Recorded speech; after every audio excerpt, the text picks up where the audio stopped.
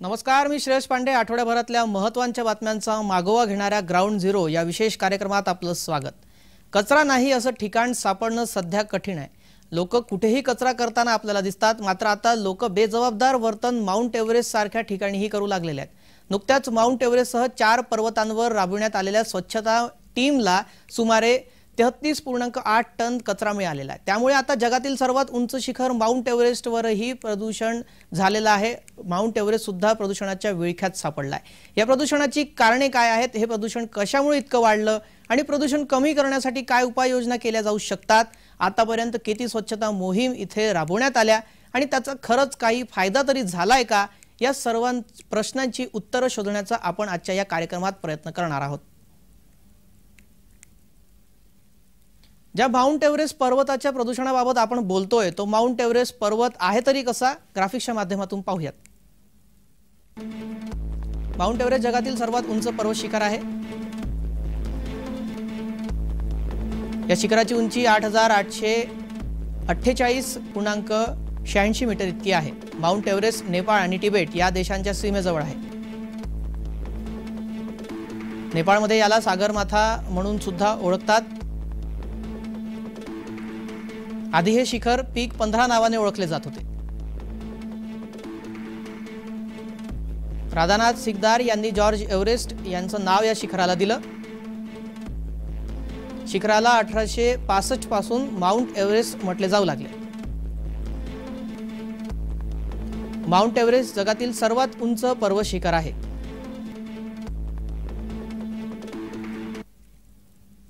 यावर गिर्यारोहक उमेश झिरपे यांनी काय प्रतिक्रिया दिली आहे, पाहूया. जगातील सर्वोच्च शिखर माउंट एव्हरेस्टवरती चढाईचा हंगाम अगदी काही दिवसांनी सुरू होईल. एप्रिल महिन्यापासून जगभरातील शेकडो गिर्यारोहक या सर्वोच्च शिखराला गवसणी घालण्यासाठी नेपाळमध्ये येऊ लागतील. आणि त्याचबरोबर एक खूप महत्त्वाचा विषय पण आता ऐरणीवर आहे, तो म्हणजे एव्हरेस्ट या शिखरावरती असलेला कचरा. खरं आहे की एव्हरेस्टवरती आता जे काही चित्र आहे एव्हरेस्टवरचं, खूप मोठ्या प्रमाणात एव्हरेस्टवरती चढाई करण्यासाठी जगातल्या वेगवेगळ्या देशातून दरवर्षी मोठ्या प्रमाणात गिर्यारोहक येऊ लागलेत. नेपाळ सरकारचंही याबाबतीत कुठलंही बंधन नसल्यामुळं खूप मोठ्या प्रमाणात परवानगी परमिट दिली जात आहेत.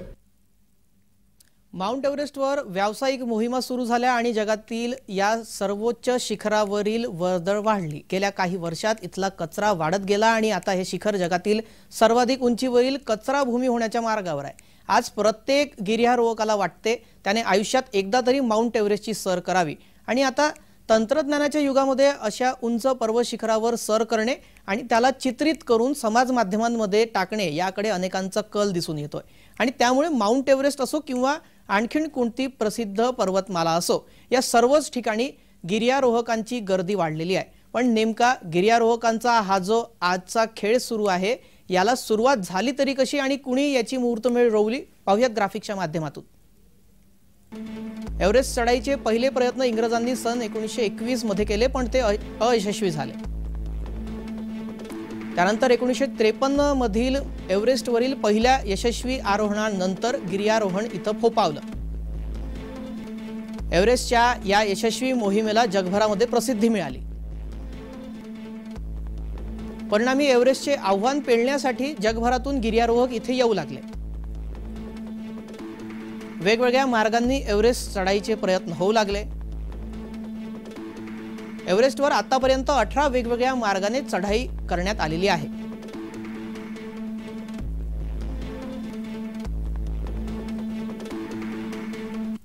यावर गिर्यारोहक उमेश झिरपे काय म्हणतायत, पाहूयात. एव्हरेस्टवरती जे गिर्यारोहक येतात ते जवळजवळ तब्बल तिथं 60 ते 70 दिवस त्या परिसरामध्ये असतात. म्हणजे एव्हरेस्टचा बेस कॅम्प 17,500 फुटांवरती आहे आणि एव्हरेस्टचा शिखर माथा आहे तो 29,000 फूट आहे. या दरम्यान 4 कॅम्प आहेत. 20,000 फूट, 22,000 फूट, 23,000 फूट आणि शेवटचा कॅम्प डेथ झोनमध्ये 8,000 मीटरवरती म्हणजे 26,000 फुटांवरती. नेपाळमधील दक्षिण कोल मार्गाने एव्हरेस्ट चढाई तुलनात्मकदृष्ट्या सोपी आणि शिखर माथा यशस्वीपणे गाठण्याची सर्वात जास्त खात्री असणारा मार्ग असल्याने या मार्गावरून एव्हरेस्टवर चढाईसाठी सर्वात जास्त गिर्यारोहक येतात। त्यामुळे सर्वात जास्त गिर्यारोहकांचा वावर याच मार्गावर होतो। त्या खालोखाल तिबेटमधील उत्तर कोल मार्गावर गिर्यारोहकांचा वावर असतो। मोठ्या संख्येने या दोन मार्गांवर होणाऱ्या गिर्यारोहकांच्या वावराचा परिणाम एव्हरेस्टच्या पर्यावरणावर होत आहे। तर एव्हरेस्टवर झालेल्या मोहिमा आणि त्यात सहभागी सदस्य यांची आकडेवारी सुद्धा आपण एकदा पाहूयात।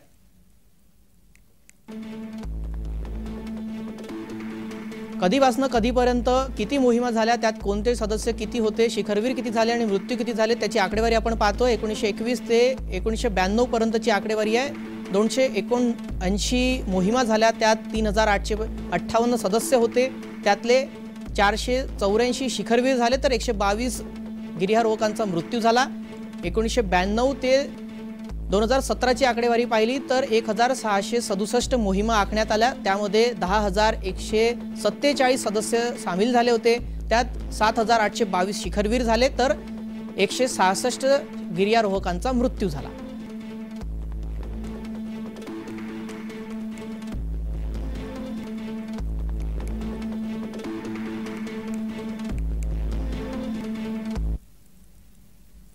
आतापर्यंतच्या मोहिमांमधून एव्हरेस्टच्या बेस कॅम्पवर 14,000 सदस्य आणि 11,000 शेप्रा असं एकूण 25,000 पेक्षा जास्त लोकांचा मुक्काम झालेला आहे।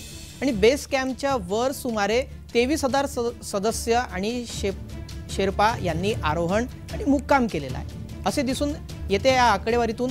आणि एव्हरेस्टवर चढाई करण्यासाठी दरवर्षी गिर्यारोहक सर्वात जास्त संख्येने नेपाळमध्ये आणि त्या खालोखाल तिबेटमध्ये येत असल्याने तेथील अर्थव्यवस्थेला त्याचा मोठा फायदा होतो। परंतु त्याचा दुष्परिणाम एव्हरेस्ट परिसरात आता होताना दिसतोय। त्यामुळे एव्हरेस्टचे पर्यावरण धोक्यात आलेले आहे।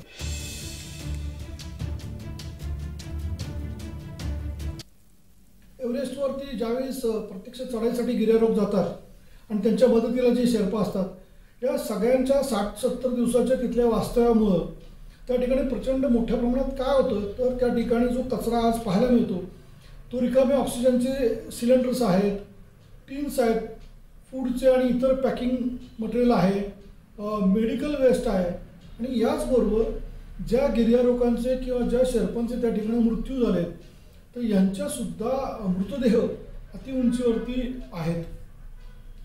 हे सगळं स्वच्छ करण्याचं कामाचं अभियान पण मोठ्या प्रमाणात नेपाळमध्ये नेपाळच्या आर्मीनी, नेपाळच्या सशस्त्र सेना बलांनी घेतलं हाती। आणि गेले 4-5 वर्ष आम्ही पाहतोय की मोठ्या प्रमाणात एव्हरेस्टसह जी अतिउंचीवरची शिखरं आहेत त्या ठिकाणचा कचरा, त्या ठिकाणच्या क्लिनिंग एक्सपेडिशन चालू आहेत।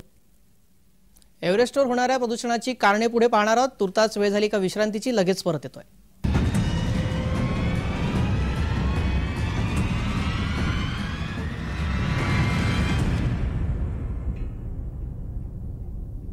एक महामार्ग ज्याने महाराष्ट्राची 2 टोकं जोडून अगदी खेडोपाड्यात समृद्धीचा पाया रचला, उद्योग शेतीला चालना दिली।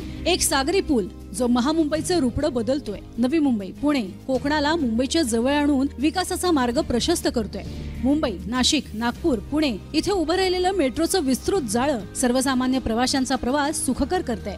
वाहतूक कोंडी, प्रदूषण कमी होतानाच हजारो रोजगार निर्माण करतंय। पूर्णत्वास येऊ घातलेले कोस्टल रोड, कुलाबा ते आरे भूमिगत मेट्रो आणि अनेक अन्य मेट्रो प्रकल्प वेगवान मुंबईला अधिक गतिमान करणार आहेत। मुंबई गोवा महामार्ग, Pune ring road, missing link यासारखे प्रकल्प उद्याच्या समृद्ध महाराष्ट्राची पायाभरणी करतायत। राज्यात 5000 किलोमीटरचे एक्सेस कंट्रोल महामार्ग तयार करणार। मुख्यमंत्री ग्राम सडक योजनेत 7426 किलोमीटर लांबीची रस्त्यांची कामं सुरू। दूरदृष्टी आणि इच्छाशक्ती यांच्या जोरावर आपला महाराष्ट्र उज्ज्वल भविष्यासाठी सज्ज होत आहे। संकल्पपूर्ती महाराष्ट्राची, नवनिर्मिती सुराज्याची। प्रत्येकाला आपलं नशीब बदलायचं असतं, पण संधी मिळत नाही, बरोबर ना? तर सादर करीत आहोत 21 लाख रुपये जिंकण्याची ही उत्तम संधी। खेळा राजश्री 50 विकली लॉटरी। घर बसल्या bookmyrajeshri.com वर किंवा तुमच्या जवळच्या लॉटरी आउटलेट वरून।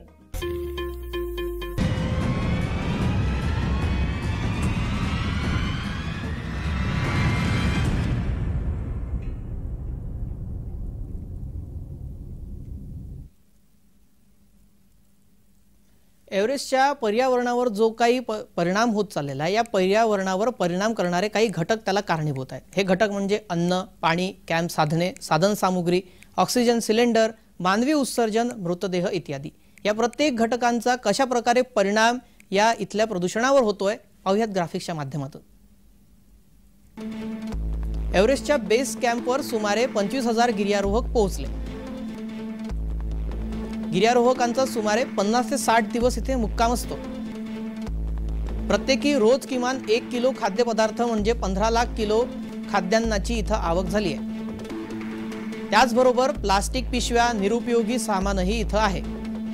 स्वयंपाकातून होणाऱ्या कचऱ्याची विल्हेवाट कॅम्पवर होत नाही. त्यामुळे सर्व वस्तू जळतात किंवा जमिनीत पुरतात. अधिक उंचीवर जाळण्याची सोय नसते. वस्तू बर्फात गाडण्यात येतात. बेस कॅम्पवर घरगुती गॅस सिलेंडर आणि केरोसिन वापरले जाते. अतिउंचावर वापरलेले सिलेंडर खाली आणले जात नाहीत. काही वेळा प्रतिकूल परिस्थितीमुळे ते शक्य सुद्धा नसते. ते कॅम्पवरच टाकून गिर्यारोहक परततात. स्वयंपाकाची भांडी, स्टोव्ह अतिउंचावरून खाली आणले जात नाहीत.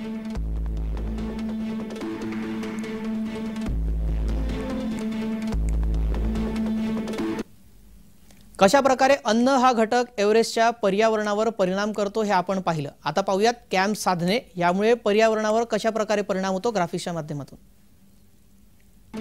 सर्व कॅम्प हे तंबू उभारून इथे केले जातात. अतिउंचावरील तंबू काही वेळा वादळी वाऱ्यामध्ये फाटतात किंवा मोडतात. असे तंबू बहुतांशीपणे गिर्यारोहक खाली आणण्याची तसदी घेत नाहीत. त्या तंबूखाली कॅम्पचे सामानही तसेच असते. बर्फ पडला की त्याखाली ते दबून असतात.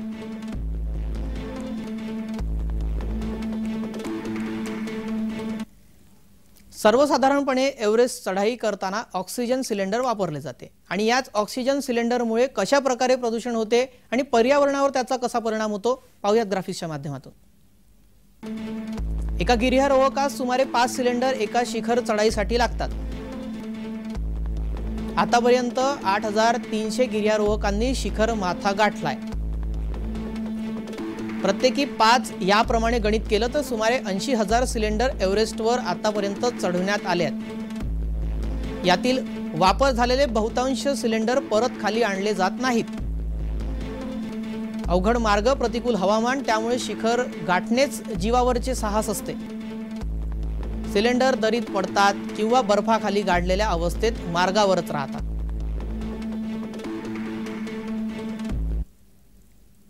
या संपूर्ण प्रदूषणाच्या घटकांबाबत गिर्यारोहक उमेश झिरपे काय म्हणतात पाहूयात. की जे रिकामे सिलेंडर जे परत आणले जातील त्या प्रत्येक सिलेंडर मागं एक $100 त्या शेर्पाला किंवा जो कोण खाली घेऊन येतो त्याला मिळतात आणि ते सिलेंडर रिफिल केले जातात. खरं तर गिर्यारोहण मोहिमांमध्ये रिफिल सिलेंडर वापरणं खरं धोकादायक आहे. पण आज ते स्वस्त किमतीत मिळतात त्यामुळे त्याचा वापर होतोय, त्याची मागणी वाढली आहे आणि त्यामुळं त्या $100 मिळत आहेत. त्यामुळं अनेक सिलेंडर खाली आणले जातात. ही त्यातल्या त्यात एक चांगली बाब आहे. मानवी उत्सर्जित घटकांनी निर्माण झालेला कचरा ही देखील मोठी समस्या एव्हरेस्ट बाबत आहे. मानवी उत्सर्जित घटकांचा कशा प्रकारे एव्हरेस्टच्या प्रदूषणावर परिणाम होतो ते सुद्धा पाहूयात. बेस कॅम्पवर तात्पुरत्या स्वरूपाची स्वच्छतागृहे उभारली जातात. तिबेटमधील बेस कॅम्पवर पक्की स्वच्छतागृहे उभारलेली आहेत. समस्या आहे ती हायर कॅम्पवरील स्वच्छतागृहांची. त्यामुळे मानव उत्सर्जनाचा कचरा ही मोठी समस्या आहे.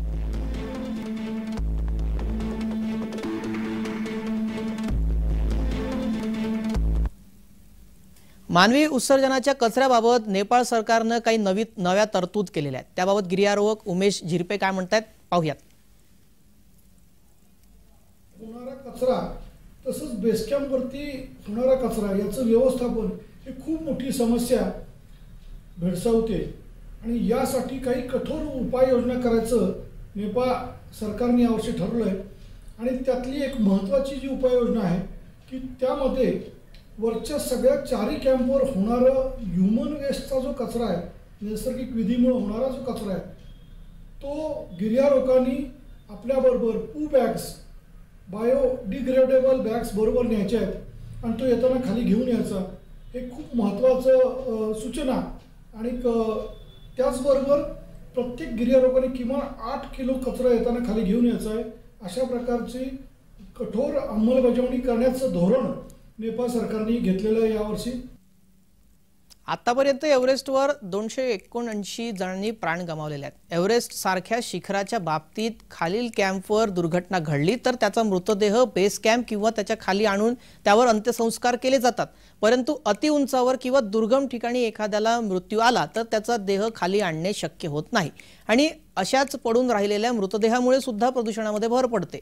याबाबत माहिती पाहूयात ग्राफिक्सच्या माध्यमातून. आतापर्यंत एव्हरेस्टवर 279 जणांनी आपले प्राण गमावले. अतिउंचावर किंवा दुर्गम ठिकाणी मृत्यू झाल्यास देह खाली आणणे अशक्य असते. त्यामुळे मृतदेह बर्फाच्या भेगेमध्ये टाकला जातो. मृतदेह काही वर्षांनी वरही येतात तेव्हा ते पुन्हा बर्फाखाली झाकून टाकले जातात.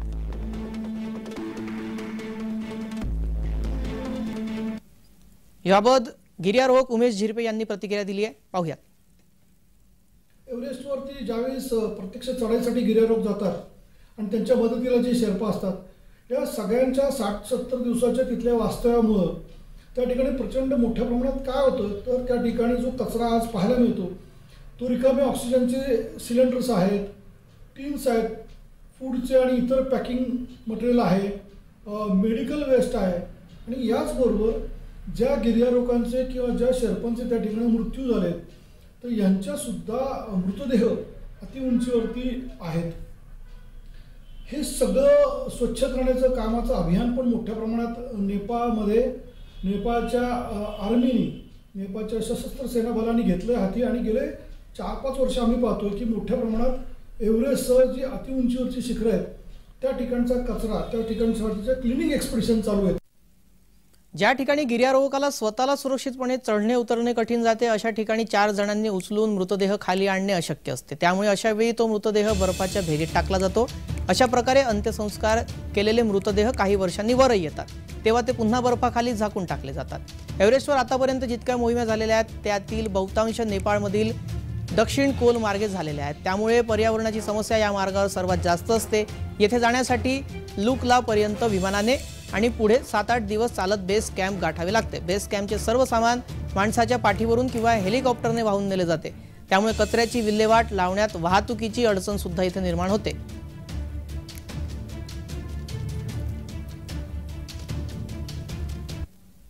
एव्हरेस्टवरती घडणाऱ्या प्रत्येक गोष्टीची दखल जगभरात घेतली जाते. तसंच एव्हरेस्टवरती होणारा कचरा त्याचं पर्यावरणाच्या दृष्टीने होणारं नुकसान ह्याची पण चर्चा मोठ्या प्रमाणात होते. पण मला असं वाटतं गेलं मी 20-22 वर्ष त्या परिसरात जातोय पण अलीकडच्या काळात खूप मोठ्या प्रमाणात याच्याबद्दलचा अवेअरनेस आलेला आहे. खूप मोठ्या प्रमाणात त्या ठिकाणी क्लिनिंग एक्सपेडिशन्स चालू आहेत आणि मोठ्या प्रमाणात कचऱ्याचं प्रमाण कसं कमी होईल यासाठी विविध उपाययोजनांची अंमलबजावणी करण्यात नेपाळ सरकार आणि त्याचबरोबर इतर गिर्यारोहक पण प्रयत्न करत आहेत. ही खूप चांगली गोष्ट आहे.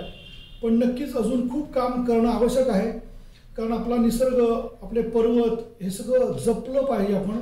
आणि प्रत्येक हिमनदी किंवा प्रत्येक ग्लेशियर हे एका नदीचं पाण्याचं स्रोत आहे तेव्हा तिथं कुठल्याही प्रकारचा कचरा होणार नाही याचं भान पण गिर्यारोहकांनी ठेवलं पाहिजे. त्यामुळे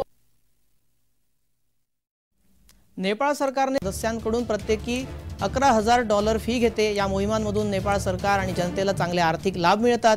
त्यात दिवसेंदिवस वाढत चाललेले आहेत आणि आता नेपाळ सरकारने पर्यावरणाच्या समस्या दूर करण्यासाठी ठोस प्रयत्न केले नाही तर त्याचे दुष्परिणाम सुद्धा गिर्यारोहकांना भोगावे लागतील. त्यामुळे नेपाळ सरकारने जसे शहराच्या पर्यावरणासाठी कायमस्वरूपी यंत्रणा असते तशी कायमस्वरूपी यंत्रणा एव्हरेस्टसाठी सुद्धा निर्माण केली पाहिजे.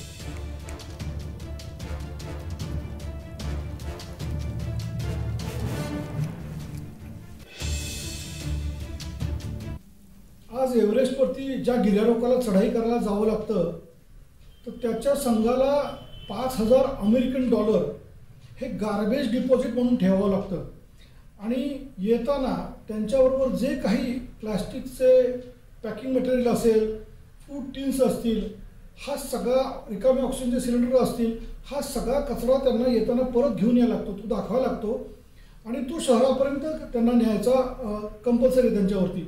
ते केलं तरच ते $5,000 डिपॉझिट त्यांना परत मिळतं. अन्यथा ते पैसे जप्त केले जातात आणि त्या पैशातून क्लिनिंग एक्सपिडिशनसाठी ते वापरून त्यातून तो कचरा खाली आणण्यात जाण्याची तरतूद नेपाळ सरकारने केलेली आहे.